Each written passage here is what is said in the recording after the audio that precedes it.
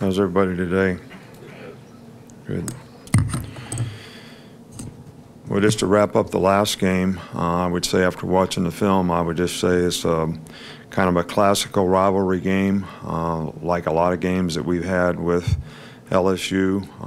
I think that at times we didn't execute as well as we'd like, and we certainly have a lot of things that we can clean up and work on fundamentally, technique-wise, playing on the line of scrimmage, lots of different things. But I think the players showed a lot of persistence, determination, discipline to be able to stay in the game in a tough, hard-fought game and come out on top and win the game. I also think that it was probably a good lesson for everybody to have to deal with hard. You know, I talked about that after the game, and to respond the right way when, you know, things don't go well. We're playing lots of good teams right now. We're going to play another good team this week, and you know, there's going to be a lot of tough circumstances, and sometimes those guys are going to win.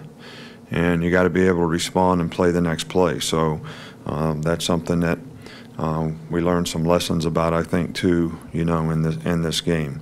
You know, you got the players of the week, but especially nice to have a guy recognize Ronnie Harrison as the SEC Defensive Player of the Week, and J.K. Scott in terms of special teams, also national Ray Guy, you know, recognition for what he did in the game. We talked about that after the game. To average 51 yards a punt and have 6 or 7 of them inside the 20 is pretty significant in controlling vertical field position, and that was really important in the game. I think that it's going to be really, really important for us to be able to, we got some guys nicked up a little bit, create some opportunities for some other people. I don't think this is something that anybody should sit around and say, wow, you know, I'm going to have to pick up my game now. I mean, you know, I think everybody should have been picking up their game to start with. So everybody just got to be who they are and do what they do, and be a good teammate, support the players that are out there, play together as a unit, do their job.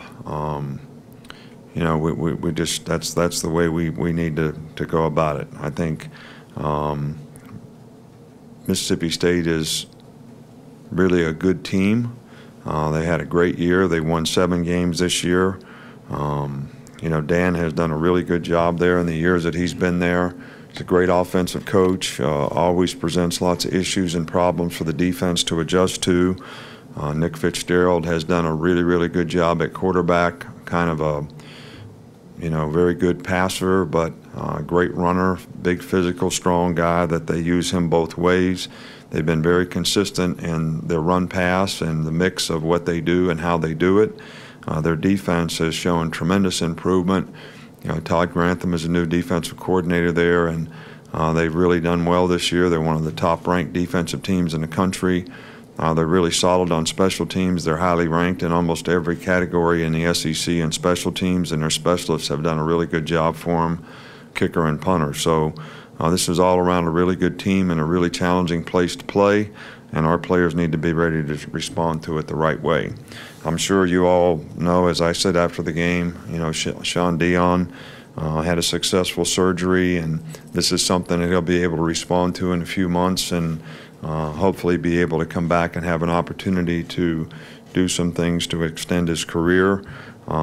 Mac had a foot injury that will probably put him out 4 to 6 weeks, something like that.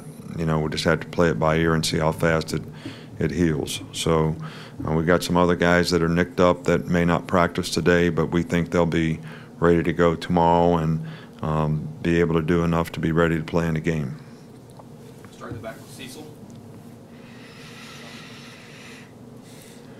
Coach, first, just to follow it specifically on Minka, is he in that come back in a day or two category? Or yeah, he's not going to practice today, but we think he'll be able to do some work tomorrow. And then on Nick Fitzgerald, how much pressure does his ability to run and throw put on linebackers and obviously the entire defense, but on guys being able to recognize? Well, they have a lot of quarterback runs, so basically you're playing against a Wildcat every snap. But because it's a quarterback and he has great ability to throw, that's something that you have to take into consideration and make sure that you can defend, their passing game as well. And then when they do pass, his ability to scramble and run also creates problems for the defense. So any of these guys that are athletic enough to make plays with their feet, can execute quarterback runs and do it with a level of toughness that is equal to a running back, and then they're good pocket passers and have a presence to go out there and make plays in the passing game. I think those kinds of guys create lots of problems for everybody on defense, not just the linebackers. Back over here with Charlie. Right. With the injuries to the inside linebackers, do you see a guy like Dylan Moses maybe stepping into a bigger role? And what did you think of the game that he had on Saturday? Well, Dylan didn't play a lot of linebacker in the game. He played some outside backer and rushed. But, yes, he will have to step up. He will get an opportunity to do that. We still have two guys, Keith Holcomb and Rashawn Evans, that have played a significant amount of football around here that have experience. But Dylan's made a lot of progress throughout the season. I think he's had a lot better understanding of what to do and how to do it, and he would be the next guy up for us to get ready to play at that position. And we'll have to bring some younger guys in to provide some depth, and we have moved some guys from inside backer to outside backer. We'll probably move at least one of those guys back inside to give us the numbers that we need to have enough depth to get through the game. Back here in the middle, Michael. We saw an LSU player try to hurdle a guy on a play last week. Is that something, do you have a preference on how an offensive player handles that situation when faced that kind of decision? Well, it's not something that I particularly admire personally, but I guess if a guy jumps over somebody and the guy misses the tackle and he keeps on running, it's like everything else we do. When it works, it's good. When it doesn't, it's not good. I do think that a guy puts himself at significant risk of injury when he's airborne like that, with several guys being able to make contact with him. So there's no rule against it, but and I think maybe it's a style of player too, that maybe in some players' case it enhances their ability to be a good player by being able to do that. And there's certainly good enough athletes out there that there are guys that can do it. So I'm not being critical of people that do it. I just say it's not my preferred style. Back on the right with Ben. We asked about J.K. Scott after the game. When you combine what he's done this season with the offense having the fewest turnovers in the nation, how difficult is it for teams to drive 70, 80 yards pretty much every time they get the ball against your defense? Well, I don't know if it's pretty much every time, but I think turnover ratio is really important to being successful, and ours is pretty good right now, and that's something that's going to be critical down the road here, that we can continue to get turnovers and continue to take care of the football. I think special teams is something that the number one goal is to control vertical field position. So if you combine those two things, I think it does create some advantages in terms of the kind of field position that we get. But I think the most significant effect it had was probably in the last game relative to the results, and where LSU got a lot of drive starts was a real advantage for us defensively. In the middle with John Cena. In the back, though, we saw Bo probably get a little more playing time last week. I'm just wondering how unselfish, because you've got a number of guys back there, how unselfish do those guys need to be in the backfield, and have they been? Well, they've been really good all season long. I think each guy is focused on when they play to play well, which I think is the most important thing for them. And we want all those guys to have a role and be able to contribute in a way. We didn't have the ball as much in the last game because we didn't sustain drives. We had 6 times, I think, where we were 3 and out, which has been not the case in most games. So we had a few more opportunities probably for the running backs to be able to play, but we would like to play as many guys as possible and have all those guys contribute, and those guys have been really, really good about supporting each other and doing what they need to do to help the team. Front here with Mark. When you When you have a leader go down, do you go to some of the other older guys and try to get them to step up from a leadership standpoint, or do you just let that happen naturally? Well, I don't think that you can really just like, you know, I could go to the offense today and say we need to score more points now because we got 2 guys hurt on defense. But in my mind, the offense should have been trying to score every time they got the ball. So what should be different about that? I mean, if I found out that they weren't trying to score when they were out there, I'd be really mad about that. If we had a guy that had leadership quality and it could affect other people on the team and he's not doing it, I would be really, really upset about that. So I'm not sure you can just go say, okay, it's your turn. Leaders are leaders. They impact people. They affect other people. I think it's really important that everybody on the team takes, you know, sort of responsibility for when things get hard. Everybody needs to support each other and everybody needs to be a good teammate. And some people can impact that more than others, but if we have anybody on our team that has leadership qualities and impact anybody, we would already be encouraging them to do that.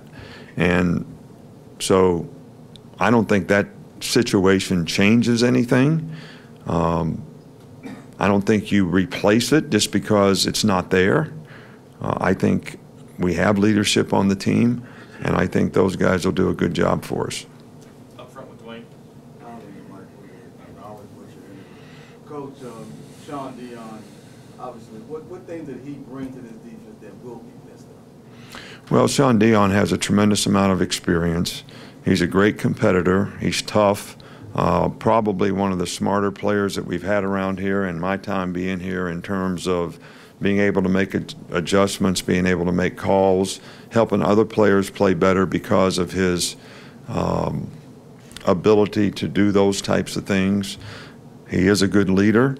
So there's a lot of things that he does extremely well, and he's a very, very productive player. So he's an all-around good player that's a great teammate, that has been a guy that's a signal caller. So he, by the things that he does out there, he really allows other players to be able to play with more confidence because of his knowledge and experience. And you know, we just have to have our other players on the team need to do that very effectively for us. Ryder on the left. How have you expanded, and Coach Dable expanded the route inventory of the receivers over the course of the season, and how much has that allowed Jalen to kind of beat some of those 8-man fronts that you've had? Well, I think we had, I think, 3 drops in the last game, which you don't want to have any. When you have close coverage and teams that play man-to-man, the catches are going to be in a little closer areas. The throws have to be in a little tighter areas. But we were able to do that. We just didn't finish the plays like we'd like to. But we have a pass offense, and it's not like you add to. It's more like when you go to the restaurant and you get a menu. You have a menu, and you choose what you want to do each week based on what the other team does, based on the coverages that they play. And so you don't just draw up new stuff every week. So we have a menu. I think we can expand that or contract it or use the things that we think are best against what the other team plays. And I think that's what we've tried to do all year long, and that's what gives the players the best chance to execute. Last 2, Alex and then Joe. Jalen was sacked 4 times. I guess after watching film, what do you attribute kind of some of that pressure to? Was that him sitting in the pocket maybe a little longer than normal, or what?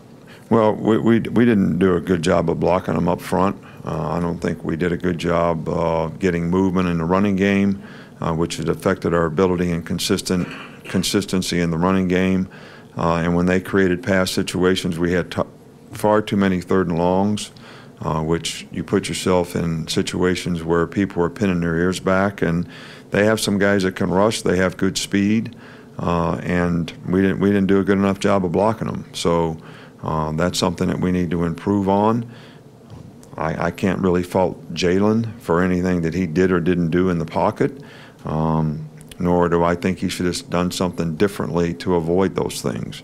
I think basically he has to have the time to operate. We had a couple occasions where we had guys really open and we got sacked very quickly, where we didn't even have a chance to let the play develop. So those are some of the areas that I think we need to definitely improve on.